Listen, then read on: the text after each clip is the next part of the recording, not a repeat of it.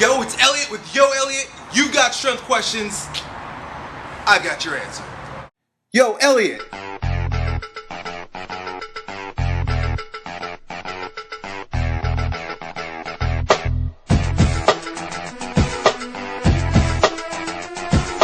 Alright, today's text question comes from Sniper45MC, and it's really a question that a lot of people have asked me since they've heard me say things like, I prefer the front squat over the back squat. So today, for Sniper MC45 or whatever your name is, and for everyone else that wonders why the hell does Elliot Hulse like front squats over back squats, here's your answer.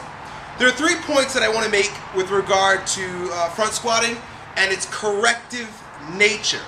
That's why I like it so much, because it's corrective in that it exposes your weak areas, and if you're weak in those typical weak areas, you simply will not be able to front squat. So for example, your back squat, you can sort of cheat and hide these weaknesses and these imbalances in your musculoskeletal system, but the front squat will make a bitch out of you if you are weak.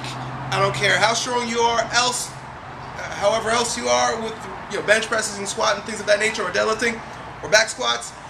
If you have the typical imbalances that most athletes have, the front squat will make it known. Okay, the very first one is thoracic extension. Basically, the ability to keep your chest up.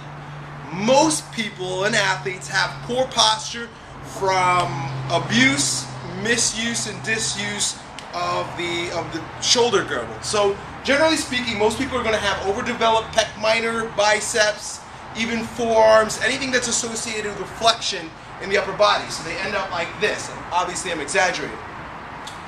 Those muscles, the bicep, pec minor, even the sternocleidomastoid, the cervical extensors, these are all muscles that get really overdeveloped from sitting, from typing, from carrying heavy bags, and from laziness. They become overdeveloped or tonic in relation to the muscles in the back, especially your scapula adductors and deep cervical flexors. I said extensors before, right? Flexors, extensors. They get very weak, especially in relation to the thoracic extensors, or namely your scapula adductors. When you front squat, those weaknesses are immediately exposed. So someone who's overdeveloped up here and really weak back there will end up front squatting, and it's going to look something like this.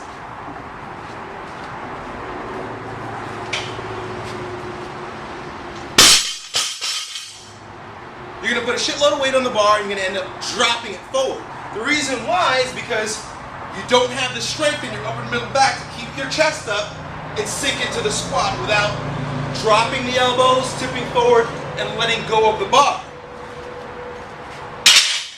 So because it exposes that weakness, that's one of the reasons why I personally prefer the front squat, and I use them with my athletes, and I suggest it.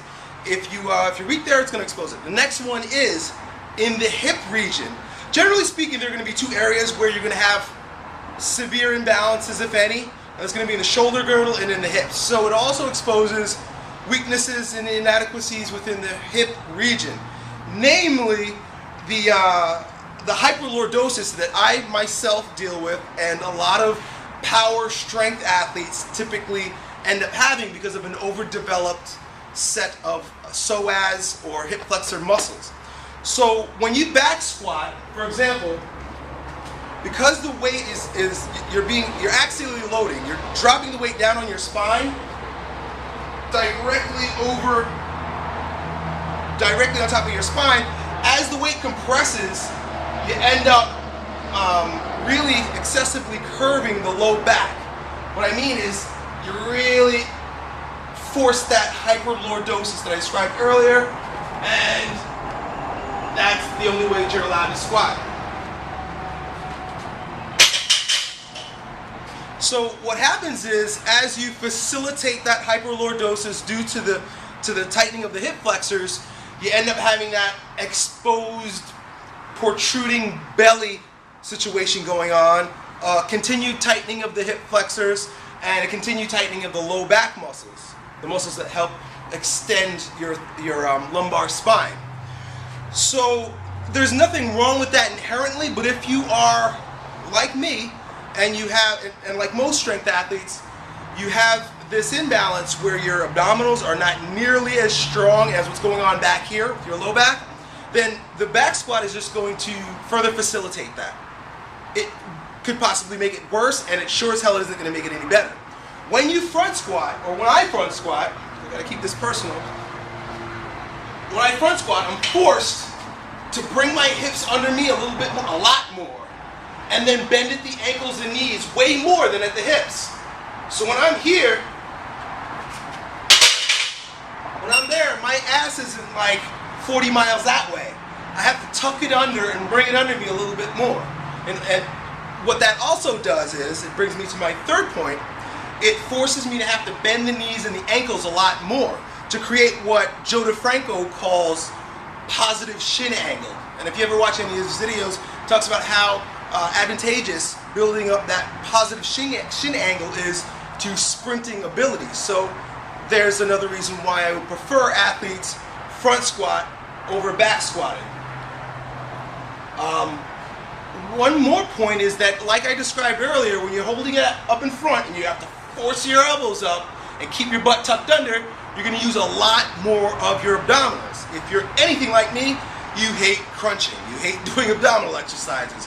When I front squat and when I deadlift properly, my abs are sore, just as sore as if I would have done heavy weighted crunches. So there you go. Those are several reasons why I prefer it.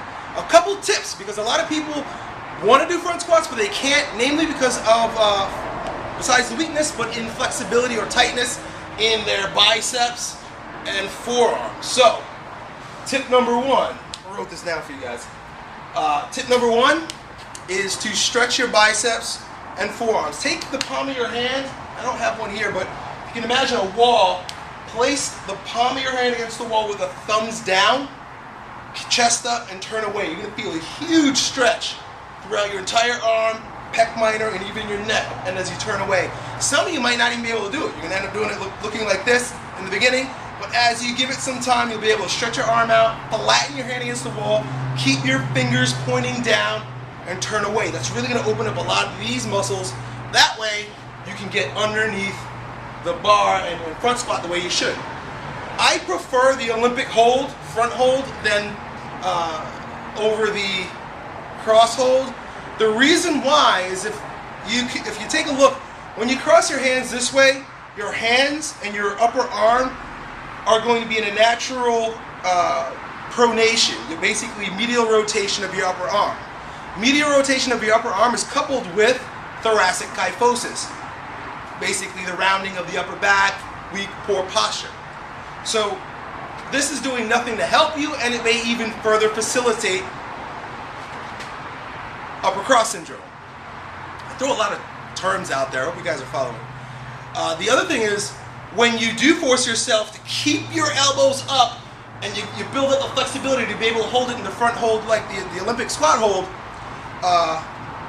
what you're doing is the exact opposite. Notice where my thumbs are here. If I bring my hands down, there's external rotation at the upper arm.